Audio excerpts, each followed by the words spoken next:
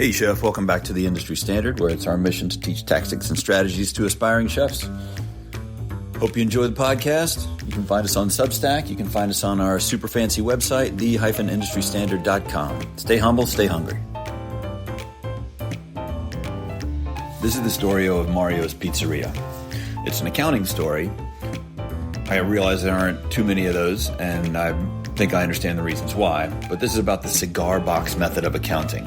So it's an outdated model of accounting because now we have QuickBooks and Margin Edge and fractional CFOs and things like that. But the method of thinking is still applicable to the way that restaurants are run today. Cash is king. Mario owned and operated a storefront pizzeria. He used a manual cash register and didn't accept credit cards or checks. His restaurant consisted of a counter just inside the front door and a pizza oven, butcher block work table, and a few refrigerators in various states of operation. He had a little office in the back with a metal desk, a flickering lamp, and a creaky swivel chair. In the bottom drawer of a filing cabinet, he kept 7 cigar boxes. They were labeled as follows: wages, food and drink, utilities, rent, taxes, other, and profit. After the last pizza of the day was sold, the oven turned off and the front door locked.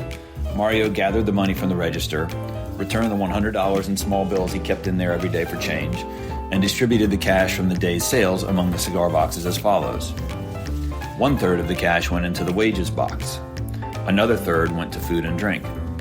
Mario divvied up the last third among rent, utilities, taxes, and other. On the inside of the lid of each box was a dollar amount written in pencil.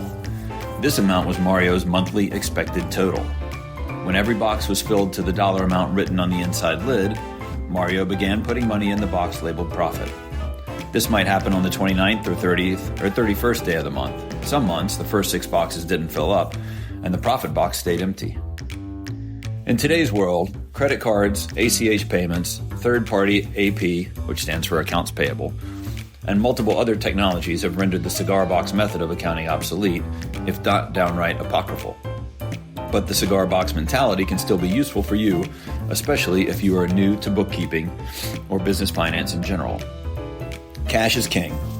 Never take your eyes off your cash on hand or your bank balance. I've been stolen from several times, by employees, by overnight cleaners, and even by, I won't say her name, in accounting. No matter what your profit and loss statement might be telling you, cash is the true story. Your cash on hand is the irreducible lifeblood of your business. You'll likely pay your staff every 2 weeks or twice per month, which is how often your labor cigar box will be emptied. All of your service staff's tips, whether paid via check or credit card, go into the wages cigar box as well. As regards tips, they should never be counted as part of your revenue stream, though your accountant will probably gross up your revenue at tax time and include the tips in that number. Because the tips, in the government's eyes and hopefully in yours, go straight from the guest to the waitstaff. I find it useful to keep in mind that the tips and service charges never belong to the business, and I actually picture them as a little tributary that branches out from the main revenue stream, goes around the restaurant, and then joins back again downstream on the service staff's paychecks. Putting your servers' tips on their paychecks is fiscally responsible and less risky than cashing your team out nightly. The bygone practice of giving a server cash at the end of each shift allows them to underreport taxes, lengthens your manager's workday, and requires you to keep potentially thousands of dollars in cash accessible. A risky, high-liability situation. Rent, utilities, taxes, and other expenses will likely be paid monthly.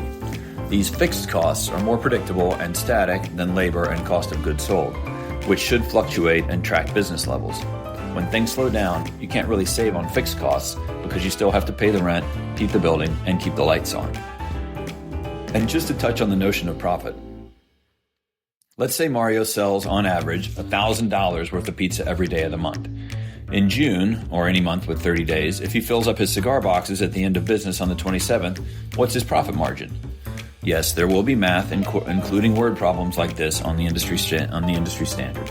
Math is your friend. 10%. 27 days of paying down his costs and 3 days of money into the profit box equals 3 out of 30 business days, which equals 10%. There are many useful paradigms that you and your staff can use to imagine profit. Let's say your target profit really is 10%. The cigar box method is a useful illustration for sure, but here's another. If you have 20 orders of red snapper that you price appropriately and run as a special, how many do you need to sell to break even? The answer is 18. How many do you need to sell to make your target profit of 10%? The answer is all 20. If you cook one of the snappers off for your staff to taste before service, what is your maximum profit? 5%, right? Because 1 out of 20 is 5%. And you're only that night. Well, you're only going to sell 19, right? Because you gave one to the staff. So if you sell 19 and 18 was your break-even point, then that number 19 is 1 out of 20, which is 5%. If you cook one of them off for your staff to taste before service, and your sauté guy overcooks one of them and has to throw it away, what's your maximum profit? 0. The best you can do is break even. Again, illustrations like this can go a long way toward helping your managers and crew understand the contributions they can make toward a successful business and therefore their own job security. Stay humble, stay hungry. Hey y'all, thanks for watching, reading, listening, or otherwise following along. You can find more free content and premium content at the-industrystandard.com.